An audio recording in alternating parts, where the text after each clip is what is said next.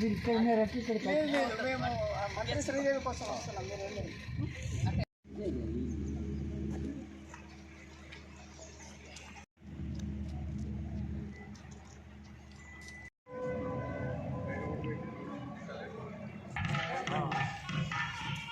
మీరు జీవన్ రెడ్డి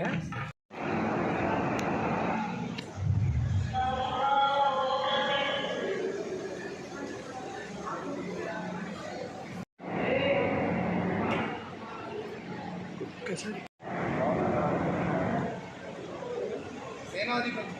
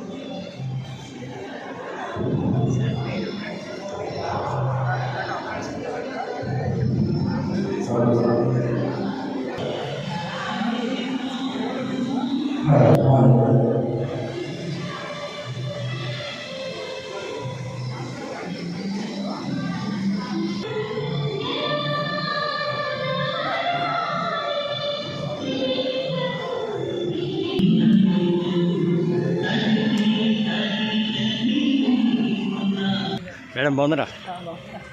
మొన్న ఏదో వార్నింగ్ ఇచ్చారు మాకు. అప్పుడు పదా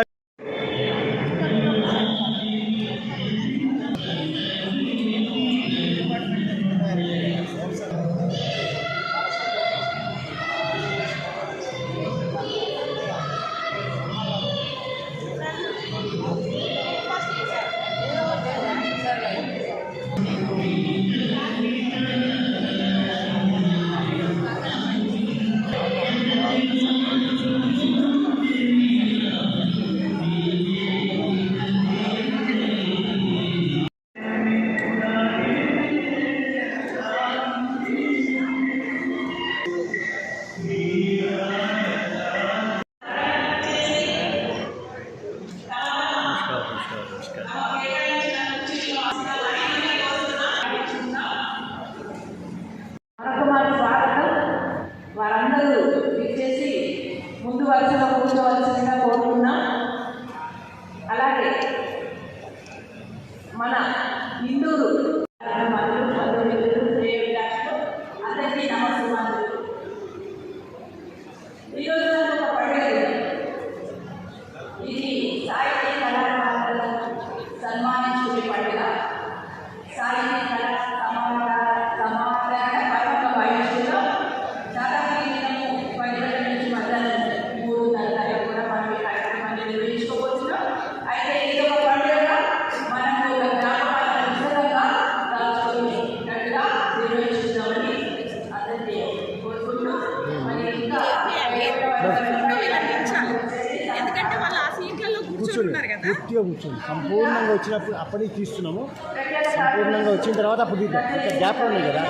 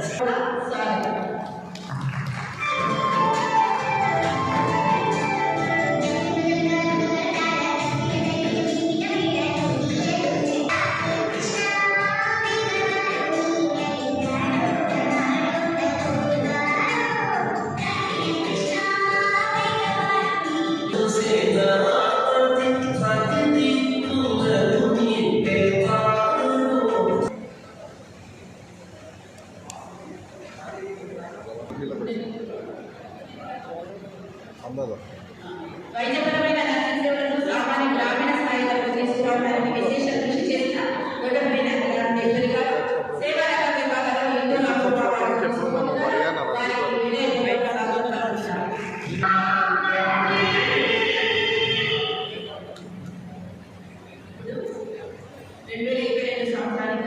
హిందూ అభివృద్ధి అవార్డును స్వీకరించిన వివిధ రకాల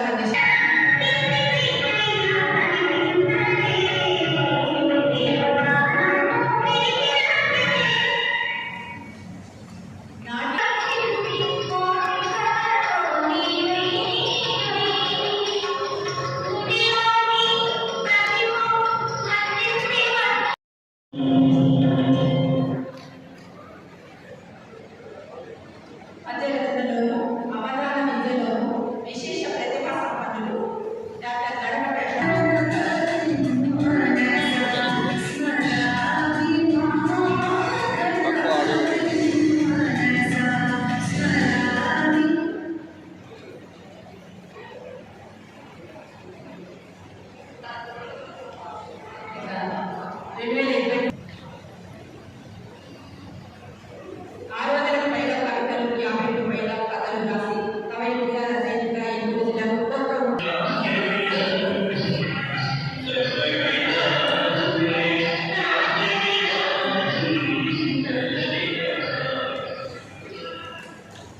కార్యక్రమం 15 నిమిషాలు ఆలస్యంగా ప్రారంభమైంది.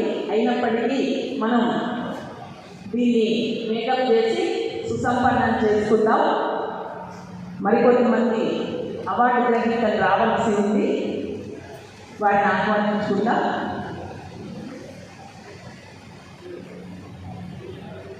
ముందుగా 12 ఏళ్ల క్రితం 11 సంవత్సరాల క్రితం ఈ ఆలయం నిర్మించినప్పుడే ఇటు ఆలయానికి రూపకల్పన జరిగింది, అటు మనకి వ్యవస్థాపకులు అమృతలత గారి మనసులో పూర్వకాలం ఆలయాలు సాహిత్య కళా సాంస్కృతిక సేవా రంగాలకు నెలవుగా ఉండేవి. ఇప్పుడు ఆలయాలు అంటే కేవలం భక్తి మాత్రమే అనుకుంటున్నారు. భక్తి ఆధ్యాత్మికత రెండింటికి కొంచెం తేడా ఉంది. ఆధ్యాత్మికత అంటే ముందుగా మానవ సేవాన్ని గుర్తించడం. పూర్వకాలంలో ఇలాంటి కళలను అన్నింటినీ కూడా పోషించేవి, వాటికి ఒక వేదికను కల్పించినవి ఆలయాలే. కాబట్టి ఈ అపూర్వ ఆలయం వేదికగా మన ప్రాంతంలో, మన నిజామాబాద్ ఉమ్మడి జిల్లాలో ఎంతోమంది వివిధ రంగాలలో కృషి చేసిన వ్యక్తులు ఉన్నారు. వారికి తగురీతిన సత్కరించాలని భావించి దీని రూపకల్పన చేశారు. ఇది మన హిందూ అభివృద్ధి అవార్డ్స్ 2022, 21, 23 సంవత్సరాలకు గాను మనం జరుపుకోబోతున్నాం. ఈ కార్యక్రమానికి ముఖ్య అతిథిగా విచ్చేసిన అధికార భాషా సంఘం అధ్యక్షులు, తెలంగాణ రాష్ట్రం తరఫున మంత్రి శ్రీదేవి గారికి ఈనాటి కార్యక్రమానికి స్వాగతం తెలియజేసుకుంటున్నాం. అలాగే ప్రజల మనిషి, ప్రజల అధికారి, తను స్వయంగా కవి, రచయిత, మేడ్చల్ మల్కాజ్గిరి జిల్లా అదనపు కలెక్టర్ శ్రీ ఏనుగు నరసింహారెడ్డి గారిని వేదిక మీదకి సగౌరవంగా స్వాగతం పలుకుతున్నాం. అలాగే మొదటి అపూర్వ అవార్డు వేదికలో అక్కినేని నాగేశ్వరరావు గారు అమృతలత గారిని ఒక కోరిక కోరారు. అన్ని అవార్డులు స్త్రీలకైనా పురుషులకు ఇవ్వరా మీరు అని. ఆ కోరిక మరికొంచెం రెక్కలు వచ్చాక చేద్దాం అనుకొని 3 సంవత్సరాలుగా రాష్ట్ర స్థాయిలో, 2 తెలుగు రాష్ట్రాల స్థాయిలో ఆంధ్ర ప్రాంతం నుంచి ఒకరికి, తెలంగాణ ప్రాంతం నుంచి ఒకరికి, రాయలసీమ ప్రాంతం నుంచి ఒకరికి సాహిత్య రంగంలో విశేషమైన కృషి చేసిన వారిని గుర్తించి సత్కరించడం జరుగుతుంది. ఈసారి వారిని కూడా ఈ అపూర్వ వేదిక పైన సత్కరించుకోవడం చాలా సంతోషంగా ఉంది. సింహం ప్రసాద్ గారు, సన్నపరెడ్డి వెంకటరామరెడ్డి గారు, రాధయ్య గారు, భీము గారు,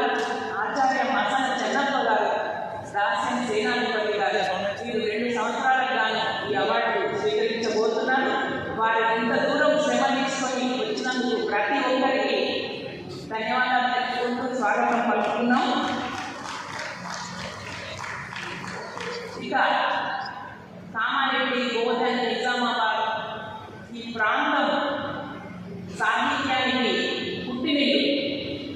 కన్నడ భాషలో ఆదికవి పంపన ఈ ప్రాంతం వాడు. మన బోధన ఒకప్పుడు ఏకచక్రపురం భీముడు బకాసురుడిని సంహరించిన ప్రాంతం. చాళుక్యుల పరిపాలనలో ఇది ఎంతో విరాజిల్లింది. కాకతీయుల కాలంలో రుద్రమదేవి ఏలుబడిలో ఉన్నది. ఇక్కడ పక్కన గోదావరి నది ప్రవహిస్తుంది కళ్ళగుర్తు నుంచి. అలాగే మన బాల్కొండ ప్రాంతంలో ఇనుప ఖనిజం దొరికేది. ఇక్కడ కత్తులు తయారయ్యాయి. ఈ కత్తులు డమాస్కస్ ప్రాంతానికి ఎగుమతి అక్కడ వాళ్ళు కొనుగోలు వెళ్ళేవారు. అట్లాగే ఇక్కడ ఎంతో మంది కవులు, కళాకారులు, చిందు ఎల్లమ్మ లాంటి యక్షగాన నిపుణులు, క్రీడాకారులు, ఎవరెస్ట్ శిఖరాన్ని ఎదిగిన తొలి పిన్న వయసు అమ్మాయి మాలవ పూర్ణ ఈ ప్రాంతం నుంచి వచ్చింది. అలాగే బాక్సింగ్లో కానీ వాలీబాల్లో కానీ గణితెక్కినటువంటి కళాకారులు ఇక్కడ ఉన్నారు. అనేక సినిమాల్లో నటించి టీవీ షోలో నటిస్తూ ఉన్న కళాకారులలో ఈ ప్రాంతం నుంచి ఉన్నారు. వారందరినీ వరుసగా సత్కరించుకుందాం. బెటర్ లేట్ దాన్ నెవర్ అని అన్నారు మన పెద్దలు. అట్లాంటి కళాకారులను గుర్తించడం, గౌరవించడం తన బాధ్యతగా తాను స్వయంగా రచయిత్రి, విద్యాసంస్థల అధినేత అయినప్పటికీ అటు తన పాఠశాలలో ఏ రకంగానైతే పిల్లల్లో విద్య, అకాడమిక్ విద్య మాత్రమే కాకుండా సర్వతోముఖ విద్య నేర్పడం తన బాధ్యతగా భావించి అట్లా పిల్లలను తీర్చిదిద్దుతున్నారో, ఇటుపక్కన సమాజంలో తన వంతుగా కృషి చేయడంలో ఎంతో ముందంజలో ఉన్నారు అమృతలత గారు. రేపటి సమాజాన్ని, రేపటి పౌరులని తయారు చేయడానికి ఉద్యుక్తులయ్యారు. అలాంటి ఒక మధురమైన సందర్భం ఇది. మనకు పెద్దలు అంటూ ఉంటారు, శ్రమ లేని జీవితం నేరం, కళలేని శ్రమ ఘోరం. మరి శ్రమను, కళను రెండింటినీ సమపాటిలో ఈ వేదిక మీద చూస్తూ ఉన్నాం. ఇప్పుడు ప్రొద్దుటూరి మాధవీలత గారు ఇచ్చేశారు. వారికి వేదిక ఆహ్వానం పలుకుతున్నది. తర్వాత మన అవార్డ్స్ వ్యవస్థాపకురాలు అవార్డుల నేపథ్యం వివరిస్తారు. ప్రొద్దుటూరి మాధవీలత గారు కవిత్వం విభాగంలో అవార్డు తీసుకోబోతున్నారు. వారికి వేదిక స్వాగతం.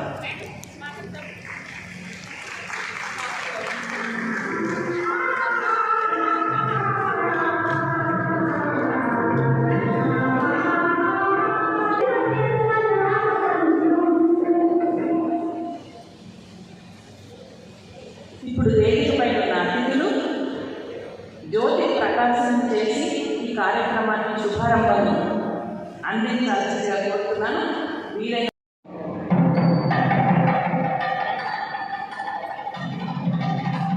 సార్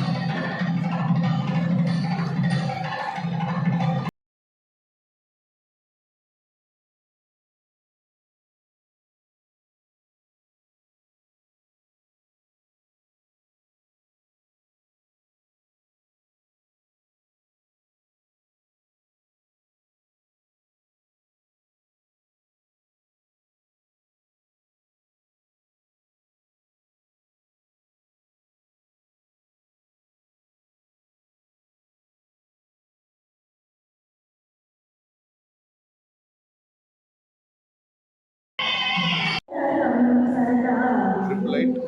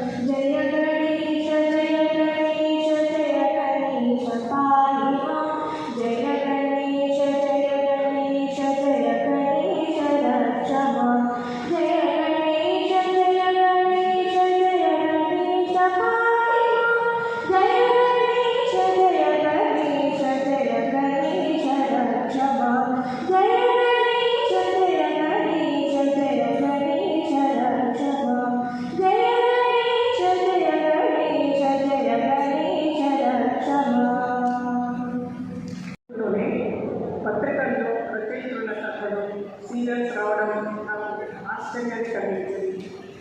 రచనలతో పాటు ఎక్కడ సంగీతం విన్నా, ఏ శిల్పాలు, చిత్రాలు, నృత్యాలు, నాటకాలు చూసినా అందున వాటి సృజనకారులు స్త్రీలైతే వాళ్ళ పట్ల ఒకంత అభిమానం చూపేదాన్ని. ముఖ్యంగా నిరంతరం ఇంటి పనులతో సతమతమయ్యే స్త్రీలు కళను ప్రేమిస్తూ వాటి ద్వారా కలిగి ఆనందాన్ని కలిగించడం గమనించి నాకు ఎక్కలొచ్చాక అలాంటి స్త్రీలను అవార్డులతో సత్కరించాలనుకునేదాన్ని. పూర్వకాలంలో ఎన్నో దేవాలయాలు దైవీ కార్యక్రమాలతో పాటు కళలకి, సాంస్కృతిక కార్యక్రమాలకి ఆలవాళ్ళగా ఉండేవి.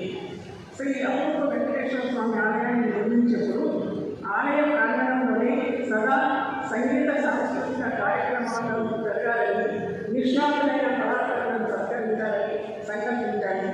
అయితే ఆలయం నిర్మించాక కళాకారులను సత్కరించేందుకు తగిన వేదిక లేక ఇన్నాళ్ళు రాష్ట్ర స్థాయిలో ఇస్తున్న అమృతలత లైఫ్ టైమ్ అచీవ్మెంట్ అవార్డ్స్ను హైదరాబాద్లోను, నిజామాబాద్కు చెందిన వివిధ కళాకారులకు ప్రతి ఏటా ఇస్తున్న హిందూ అపూర్వ అవార్డులను నిజామాబాద్లోని వివిధ వేదికలపైన ఇవ్వడం జరిగింది. ఇదిగా ఉంటే అమృతలత లైఫ్ టైమ్ అచీవ్మెంట్ అవార్డ్స్ని స్త్రీలతో పాటు పురుషులకు ఇస్తే బాగుంటుంది అని మొదటి సభలోనే చెప్పిన ప్రముఖ సీనియర్లు దాదా సాహెబ్ ఫాల్కే అవార్డు తీసుకున్న స్వర్గీయ నాగేశ్వరరావు గారి మాటలు నా చెవుల్లో ఎప్పుడు ఇంగురు పట్టు ఉండేది. ఆ పని చేపట్టడానికి వీలుగా కూడా ఉండేది. అందుకే ఈ అవార్డును నెలకొల్పిన 8 నెలల తర్వాత 2021 నుండి తెలంగాణ, ఆంధ్ర, రాయలసీమలకు చెందిన 3 పురుషులకు కూడా ప్రతి ఏటా Amruthalatha life time achievement awards క్రమం తప్పకుండా మొదలైంది.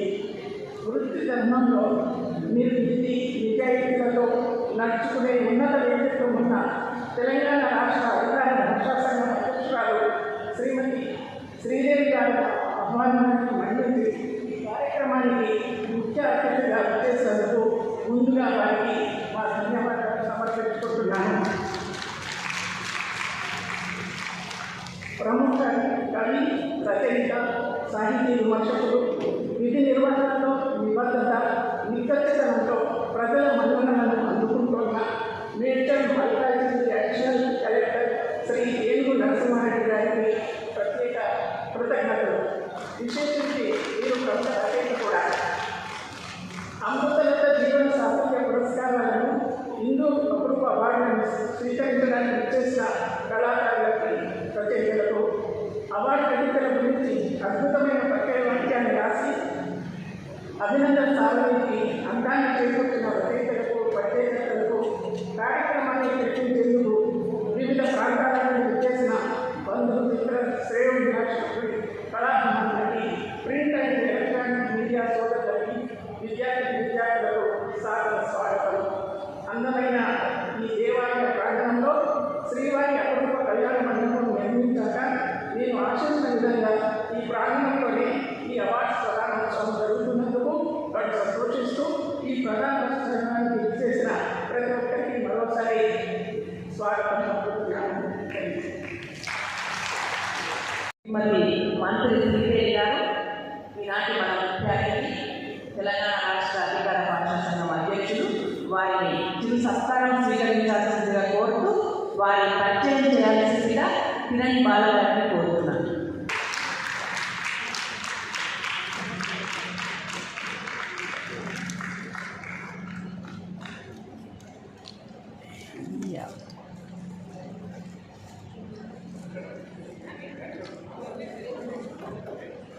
భయ్యా భయ్యా భయ్యా వెనక్కి వెనక్కి వెనక్కి వెనక్కి కూర్చోండి, అక్కడ కూర్చోండి, కూర్చోండి.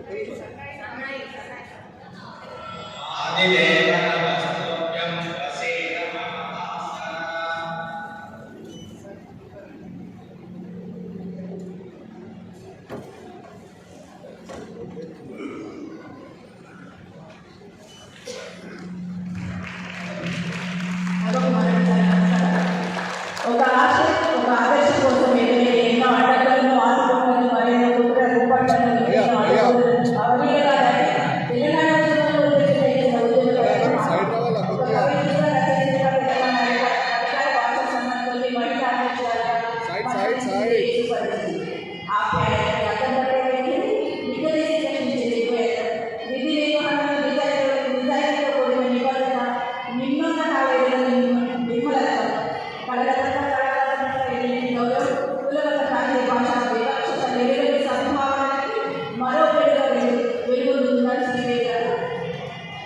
రాసి వాళ్ళు ఎవరు వచ్చినా పత్రికలలో వెళ్ళగలిగిన అంతర్గతంగా తన వ్యాసాలతో సమాధానాలతో ఎదుర్కొనే ఉద్యోగాన్ని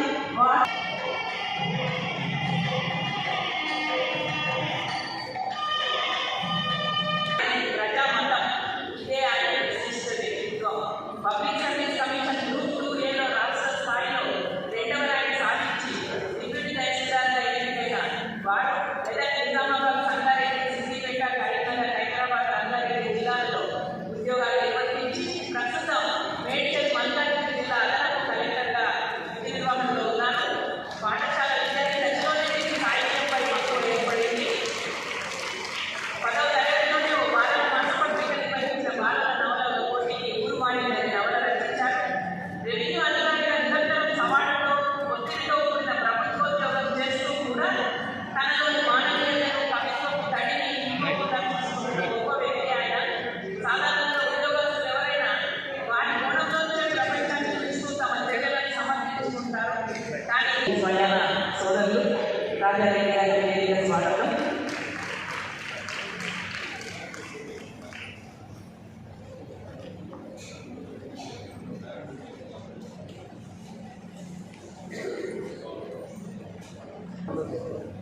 అతిథుల పరిచయాలతో కూడిన ఒక ప్రత్యేక సంచికను ఆవిష్కరించాల్సిందిగా మన ఈనాటి ముఖ్య అతిథి మంత్రి శ్రీదేవి గారిని కోరుతున్నాను. అభినందన పుస్తకాన్ని ఆవిష్కరించాల్సింది.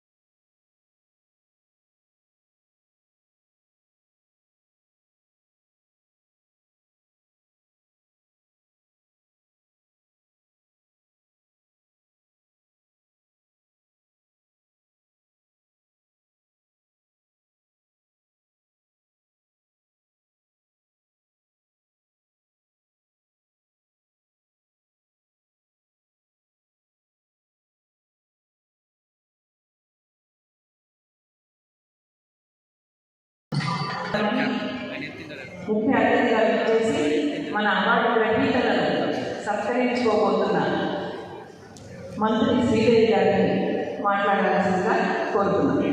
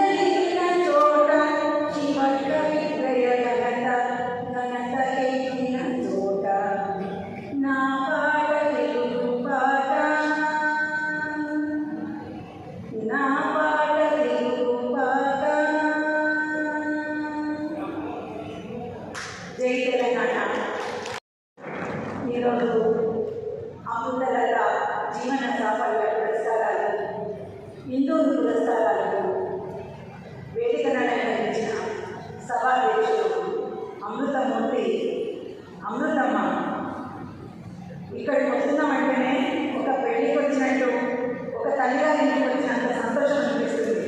ఇక్కడ ఉన్నది ఒక తల్లి చూసినట్టే ఉన్నది. అంటే ఆ మనసులో ఉన్న ఒక గొప్ప భావన, ఆత్మీయత, అది మాటల కలనే భావం అది. ఇక్కడికి వస్తున్నప్పుడు నిన్న రాత్రి రమక్క దాన్ని ఫోన్ చేసింది. మాట్లాడుతున్నప్పుడు నేను పోతున్నది అంటే ఇంత ముందుగానే పోతున్నావు, అక్కడ ఎందుకు పోతున్నానంటే అక్క ఆప్యాయత కోసం పోతున్నా, నేను కొద్దిసేపు నా అందరితో వెళ్ళినట్టు ఉంటుంది కదా. ఇవాళ ఎట్లుందంటే ఒక భగ్నకాల సాంకేతికత కొట్టు మిట్టాడుతున్నాం. సెల్ ఫోన్ తప్ప ఇంకొక లోకం లేని పరిస్థితి. అటువంటి పరిస్థితుల్లో కూడా రమణ అమృతలత గురించి ఎంత గొప్పగా చెప్పిందంటే నిజంగా అమృతలత చాలా గొప్పది. అదృష్టవంతురాలు. ఇవాళ ఎంత సంపాదించడమో, ఎన్ని పెట్టడమో, ఎంత కష్టపడతామో, కానీ ఒక గొప్ప స్నేహితురాలను సంపాదించడం, నిజంగా ఉదయాన్ని పంచుకునే స్నేహితురాలను సంపాదించడం కూడా చాలా కష్టమైన పని. అంత గొప్ప స్నేహితురాలు రమక్క. ఎందుకంటే ఎవరి గురించి మాట్లాడేటప్పుడు ఇవాళ వాళ్ళ గురించి ముందొక మాట ఇంకో మాట కానీ స్వచ్ఛమైన ఎక్కడ అడగట్లేదు. కానీ అమృతలత గురించి ప్రతిరోజు ఆ ఆత్మీయత గురించి, ఆ అనురాగం గురించి, ఆ పడ్డ కష్టం గురించి తను రచయితగా కవయిత్రిగా ఎదిగిన విషయాలు అన్నీ నాకు గొప్పగా చెప్పిన వెలుగుల రమణకు. ఇంకా ఈరోజు అవార్డు గ్రహీతలు విశిష్ట అతిథి. ముందు విశిష్ట అతిథి ఏలూరు నరసింహారెడ్డి ముఖ్య అతిథి. పేరు లేని ముఖ్య అతిథి కానీ నన్ను నడిపించే చోదక శక్తి మా అన్నయ్య, మా దోస్తు. అన్నయ్య మూలమల్లు పుస్తకం రాసినప్పుడు మూలమల్లునే కాకుండా అన్నయ్య నేను వస్తున్నాను మీ పుస్తకావిష్కరణ సభకు చెప్పి సామాజిక మాధ్యమాలలో మామూలుగా సభలలో తన రచనలతోని, రూపాయలతోని తెలంగాణ వాదాన్ని బలంగా అనిపిస్తున్న ఏలూరు నరసింహారెడ్డి గురించి చెప్పాలంటే నిజంగా ఇంత గొప్ప వ్యక్తిగా తెలంగాణ మనం నిలబడాలి. అధికార భాషా సంఘం అధ్యక్షురాలిగా ప్రమాణ స్వీకారం చేసినప్పుడు ఇప్పుడు సభలు, సమావేశాలు ఇవన్నీ నిర్వహించడం అనేది చాలా సులువైన పని. కానీ అక్కడ తెలుగుకి రెండో కోణం ఉంటుంది. ప్రభుత్వ కార్యాలయాల్లో తెలుగును అమలు చేయాల్సిన అవసరం ఉంటుంది. నోటు ఫైళ్లు, ఛార్జ్ షీట్లు, జీవోలు, న్యాయ వ్యవస్థలు, పోలీసు వ్యవస్థలు, వీటన్నింటి గురించి ఎట్లా చేస్తుందని అమ్మాయికి అనుకున్నాను. కానీ నేను దీన్ని సులువుగానే చేయగలుగుతా అనుకున్నాను. ఎందుకంటే ఎవరికి తెలియని ఒక అత్యద్భుతమైన వ్యక్తిగా ఉంటున్నాడు. ప్రభుత్వ అధికారిగా కాదు, ఏ నిమిషం ఏ రాజకీయ పడినా కానీ, ఏ జీవో గురించి అడిగినా, లేకపోతే పేపర్లు అన్నయ్య వాళ్ళ జీవోలు తెలియాలనుకుంటున్నాం, కలెక్టర్కి తెలియాలనుకుంటున్నాం అంటే ఇట్లా కాదమ్మా ఇట్లా చెప్పి నడిపించగలిగిన ఒక ముఖ్య అతిథి మా అన్నయ్య అని చెప్పి అన్నయ్యకు నా అభినందన తెలియజేస్తున్నాను. ఇక జీవన సాఫల్య పురస్కారాలు పొందుతున్న ఆచార్య మసన చెన్నప్ప. అన్నయ్యకు మానస చెన్నప్ప అని పెట్టాలి. ఎందుకంటే మసన అంటే అర్థం కాకుండా మానస చెన్నప్ప అన్నయ్యకు అనేక నేను ఇప్పుడు తెలంగాణ సరస్వత పరిషత్ నుంచి ప్రియ శిష్యురాలు అయిపోయినా. ఈ మధ్య సభలో తెలుస్తున్నారన్నయ్య సన్నపేట వెంకటరామరెడ్డి గారు, రాయలసీమ రత్నం సన్నపేట వెంకటరామరెడ్డి గారు. అన్నయ్య గురించి నాకు తెలియదు కానీ అన్నయ్య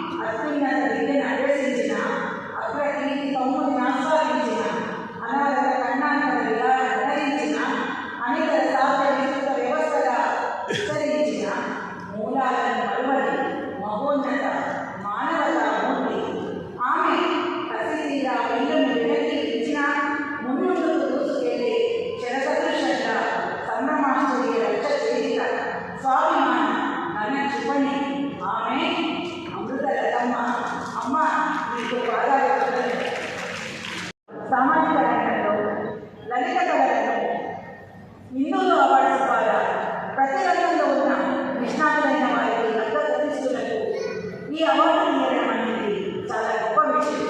ఇవాళ తెలుగు సాహిత్యం మరుగున పడిపోకుండా, తెలుగు కళాఖండాలు మరుగున పడిపోకుండా అమ్మలాంటి వారిని ముందుకు తీసుకుపోతున్నదానికి నిజంగా అమృతలతమ్మ ఈ తెలంగాణ ఆడపిల్ల గర్వకారణం.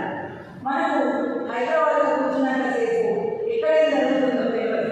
ఈ పదవి వచ్చిన తర్వాత ఇంత గొప్ప పదవి కేసీఆర్ గారు ఒక సామాన్యురాలని అసామాన్యురాలిగా తీర్చిదిద్దాలన్న తపనతోనే ఈ గొప్ప పదవి ఇచ్చినప్పుడు ఎక్కడెక్కడ ఏం జరుగుతుంది అమృత అమ్మాయి గురించి నాకు ఒక 25 ఏళ్ళ కిందట బోత్ నర్సారెడ్డి గారు చెప్పింది.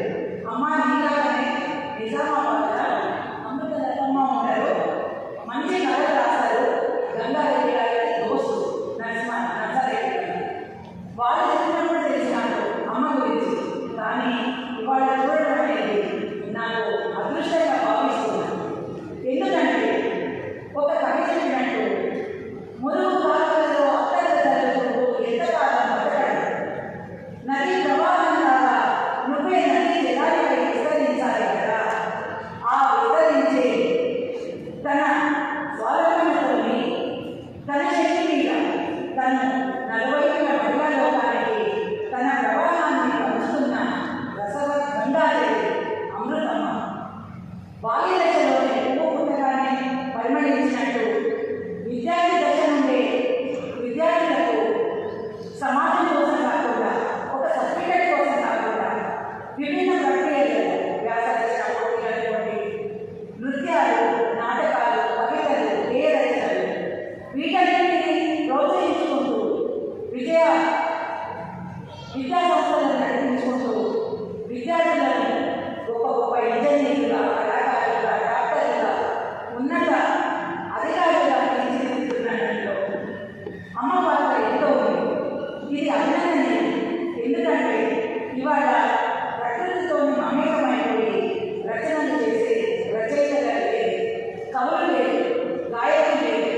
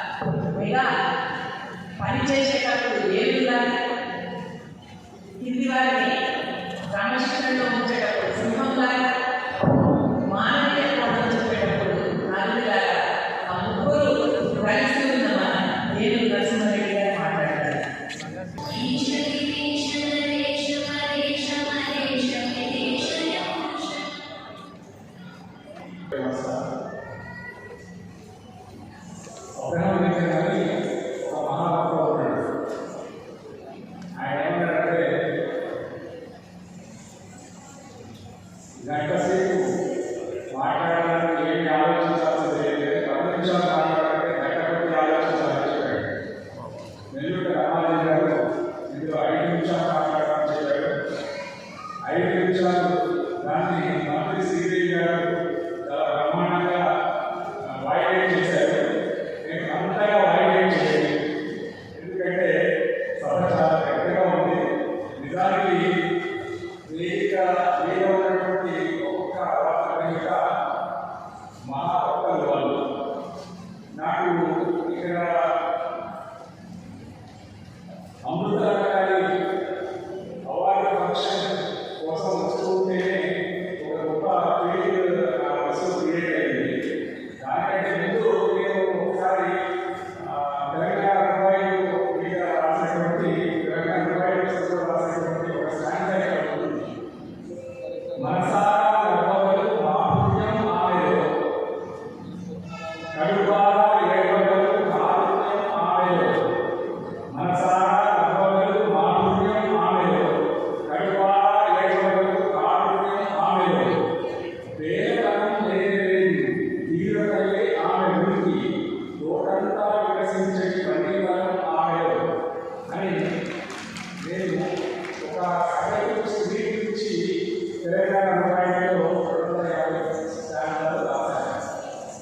ఇది ఇప్పుడు ఇలాగ మాట్లాడాలంటే అలవోగా అమృత కార్యక్రమానికి అక్షులే సరిపోతుంది అని అనిపించింది. ఎందుకంటే అమృత గారు ఒక గొప్ప పోరాటం చేస్తున్నారు అని నేను భిన్నమైన స్టేట్మెంట్ ఇస్తాను. పోరాటం అంటే ఏంటి? పోరాటం అంటే గతకాలంలో లాగా కట్టి పట్టుకొని తుపాకీ పట్టుకొని లేకపోతే ఒక శత్రు శిబిరాన్ని సృష్టించుకొని దాన్ని వ్యతిరేకంగా పోరాడడం కాదు. ఆధునిక కాలంలో, అత్యాధునిక కాలంలో పోరాటానికి ఒక కొత్త రూపం వచ్చింది. ఆ రూపమే ఇప్పుడు అమృత గారి ఉంది అని నేను చెప్పదలుచుకున్నాను. నాగమ్మ బ్రహ్మనాయుడితోటి నేరుగా పోరాడింది, కానీ బ్రహ్మనాయుడు చేసినటువంటి మాయోపాయాల వల్ల ఆమె ఓడిపోయింది. ఆమె ఏం చెప్పింది అంటే, కోరు మంచిది కాదు గోరేకుడు అని చెప్పింది. కానీ 2 వైవర్గాలని సృష్టించి ఆ వైవర్గాల వైరతోటి బ్రహ్మనాయుడు తన గొప్ప పడుకున్నాడంటే గొప్ప పరిశోధనలు తెలుస్తున్నాయి. మనకు ఉదాహరణ గురించి తెలుసు, ఝాన్సీ లక్ష్మీబాయి గురించి తెలుసు, మల్లు స్వరాజ్యం గురించి తెలుసు. ఇంకా చాలా మంది మహిళలు అప్పుడు చాలా స్పష్టమైన పోరాటం చేయాల్సి చేశారు. ఇప్పుడు ఆధునిక కాలంలో తుపాకీతో కానీ కత్తితో కానీ పోరాటం చేయాల్సిన అవసరం లేదు. కేవలం జ్ఞానంతోటి, విద్యతోటి, చదువుతోటి, ఆ చదువు కూడా ఒక ఖచ్చితమైన వర్గం ఉంది. స్త్రీలు ఇప్పుడిప్పుడే 1:1 అనే రేషియోకి కూడా రాని పరిస్థితుల్లో స్త్రీల విద్య కోసం, మరొక స్త్రీల అవార్డుల కోసం పనిచేస్తూ తన యొక్క పోరాట రూపాన్ని కొత్తగా ఎంచుకున్నాను అని నేను ఈ సందర్భంగా చెప్పదలుచుకున్నాను.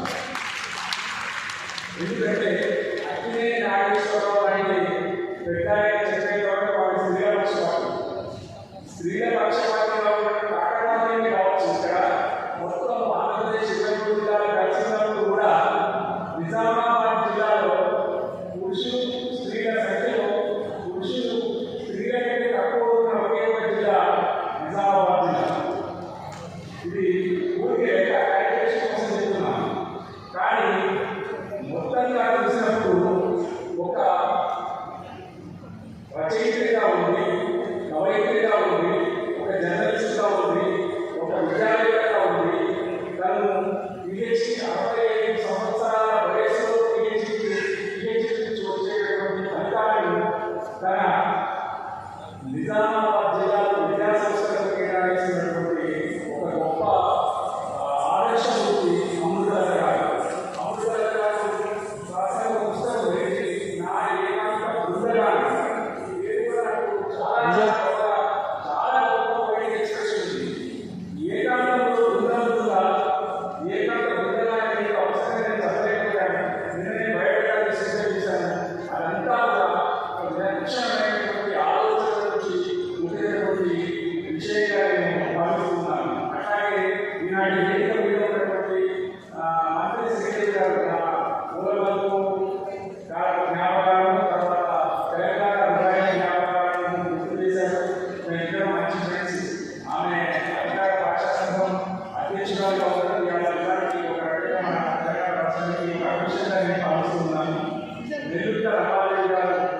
రచయితకి కవయితకి కాకుండా ఆలోచిస్తున్నా ఈ సభంతా ఆయన నిర్వహిస్తూ నిజానికి ఎదురుగా రావాలి ఈ సభ రావాలని డైరెక్ట్గా నిర్ణయించుకున్నాను. ఇప్పుడు అమృత గారు చూస్తుంటే వచ్చేవాడిని. తర్వాత ఏదైతే ఎంత గొప్పగా ఉంది అంటే మొదట చిరకాలు కొన్ని జనరేషన్స్ 30 సంవత్సరాల పాటు తెలుగు విద్యార్థులకు తీర్చిదిద్దినటువంటి ఒక మహానుభావుడు. ఆయనకు నేను ఒక శిష్యుని.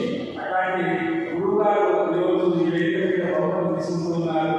సన్నపేటి వెంకటరెడ్డి గారు గొప్ప నవలాకారులు, కథారచయిత, నిందాలు, తర్వాత సింహప్రసాద్ గారు, రాజయ్య గారు, రాజశేఖర్ ఒక్కొక్కరి గురించి చెప్తే ఒక్కొక్క ఉత్తరాంధ్ర పార్టీ మనుషులు వీళ్ళందరికీ అవార్డు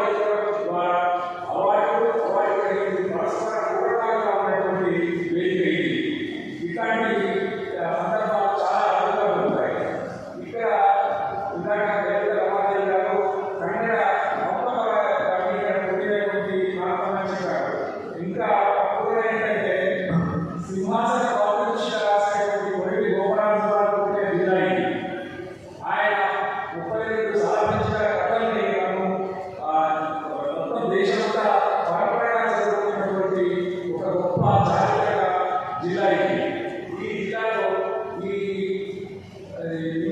అవార్డుల గురించి కానీ అమృత గారి సేవల గురించి కానీ మాట్లాడడానికి ముందు మనం చాలా గొప్ప విషయాలు మాట్లాడుకోవాల్సిన అవసరం ఏంటంటే మనం లక్కీ 8వ తారీఖు నాడు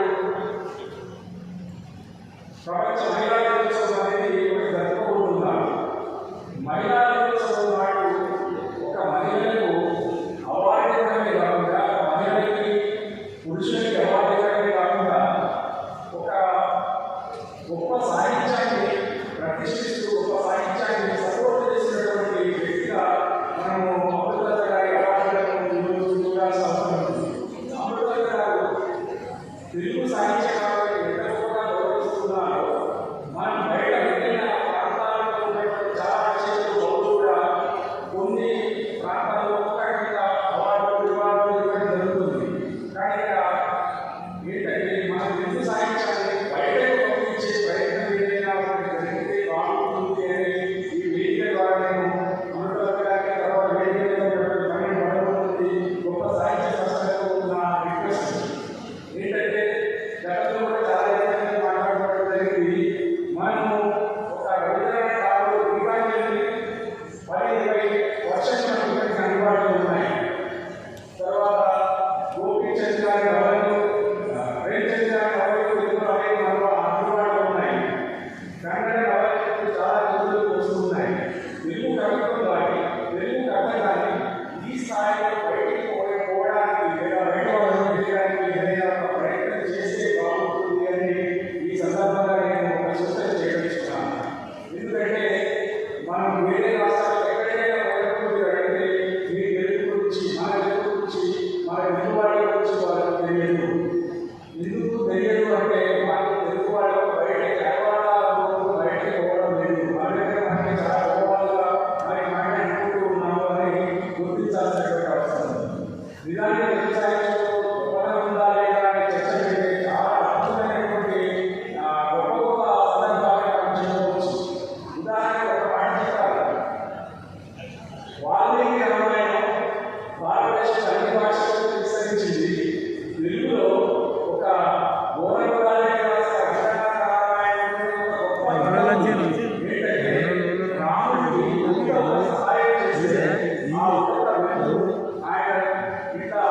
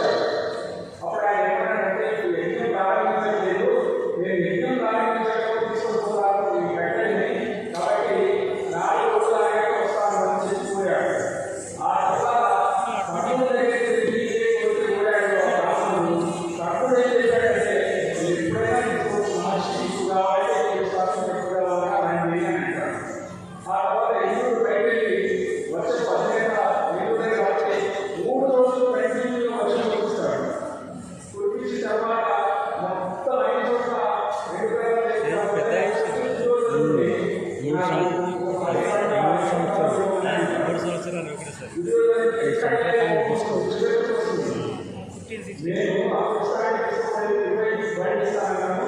ఈ బయట విడుదలైన అప్పుడు ఏం చేస్తారు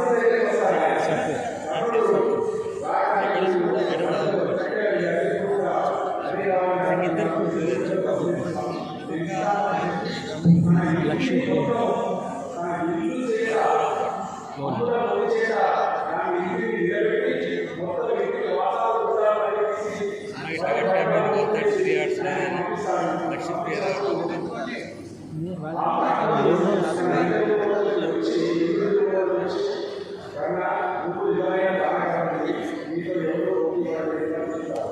ఈ భాషలో దీన్ని మన వ్యవస్థ భాషలోకి అనువాదం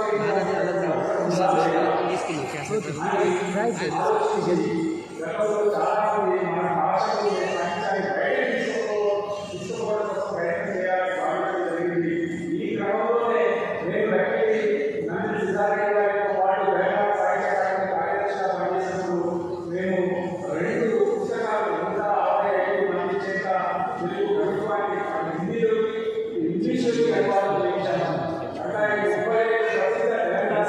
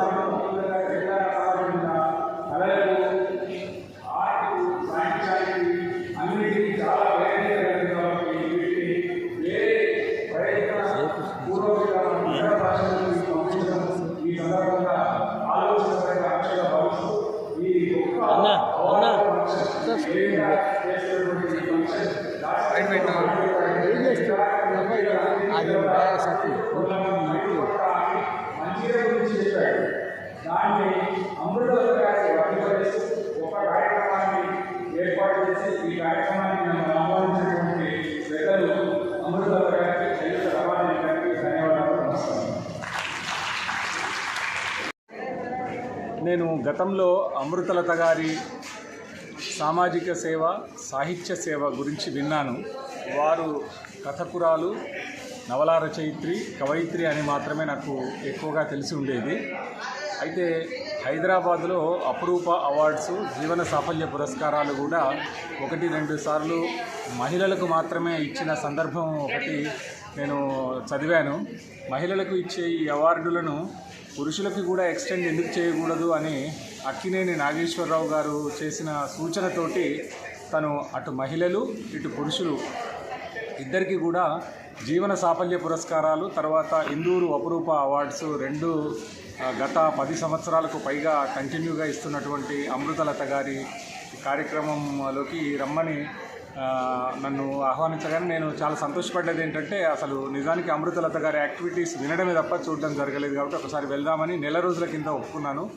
ఇక్కడికి వచ్చి చూశాక నాకు చాలా సంతోషం అనిపించేది ఏంటంటే వారి డిసిప్లిన్, టైం మెయింటెనెన్స్. నేను టైంకి చాలా ప్రోగ్రామ్స్కి ప్రింట్ వేసేదానికి యాక్చువల్గా స్టార్ట్ అయ్యేదానికి మినిమం 1 అవర్ గ్యాప్ ఉంటుంది. కానీ ఈరోజు వారు 10 నిమిషాల గ్యాప్ కూడా లేకుండా నిర్వహించారు. తర్వాత జీవన సాఫల్య పురస్కారాలు ఇచ్చినటువంటి 6 వ్యక్తులు కూడా 2 సంవత్సరాలకు గాను 6 వ్యక్తులకు జీవన సాఫల్య పురస్కారాలు ఇచ్చిన వాళ్ళు నిజంగా వాళ్ళ రంగంలో చాలా విశేషమైన కృషి చేసినటువంటి వ్యక్తులు. తర్వాత ఇందూరు అపురూప అవార్డ్స్ 3 సంవత్సరాలకు గాను 1 సంవత్సరానికి 4 చొప్పున 12 మందికి నిజామాబాద్ జిల్లాలో వివిధ రంగాలలో కృషి చేస్తున్నటువంటి వాళ్ళకి ఇచ్చిన అవార్డులు కూడా వాళ్ళు ఒక ప్రత్యేకమైన అవుట్ స్టాండింగ్ వర్క్ ఉండడం చూసి మాత్రమే వారిని సెలెక్ట్ చేసినట్టు అనిపించింది. తర్వాత ఏ అవార్డు ఎందుకు ఇస్తున్నాం అనే దాని మీద దాదాపు 1 పేజీ కంటే ఎక్కువ నోటు రాసి దాన్ని డీటెయిల్డ్గా ఒక వక్త చేత చెప్పిస్తూ వారికి సన్మానం చేయడం అనేది నిజంగా ఒక అవార్డు కంటే అదే గొప్ప విషయం. తర్వాత దీన్ని లైవ్ స్ట్రీమింగ్లో కూడా పెట్టడం వల్ల ఒక రచయిత కోరుకునేది ఏంటంటే తన రచనని అప్రిషియేట్ చేసినప్పుడు, తన రచనని సరిగ్గా పాఠకులు అర్థం చేసుకునే విధంగా దాన్ని ఎగ్జిబిట్ చేయగలిగితే అదే రచయితకి గొప్ప అవార్డు. అట్లాంటి మంచి అవార్డుల కార్యక్రమాన్ని ఈరోజు అమృతలత గారు వారు నిర్మించినటువంటి దేవాలయం దగ్గర నిర్వహించినందుకు నేను రావడం జరిగింది. నిజానికి నేను చాలా పని ఒత్తిడిలో ఉండి కూడా నేను మాట అన్నాను 1 మంత్ బ్యాక్ అని వచ్చాను. వచ్చినందుకు నేను చాలా సంతోషపడుతున్నాను. వారి కార్యక్రమాలు ఇట్లాగే కంటిన్యూ కావాలి. దాశరథి గారు చెప్పారు, అంటే ఈ నిజామాబాద్లో ప్రవహించేటటువంటి ఇందూరు నది ప్రజలు మెచ్చినంత కాలం ఉంటుంది. అట్లాగే అమృతలత గారి సాహిత్య సేవ, తర్వాత సాహిత్యానికి సపోర్ట్ చేసే సేవ చిరకాలం వర్ధిల్లాలని కోరుకుంటున్నాను. Thank you. Amruthalatha Apurupa awards, Indur Apurupa awards కార్యక్రమాన్ని విజయవంతం చేసిన ప్రేక్షక మహాశయులందరికీ ధన్యవాదాలు.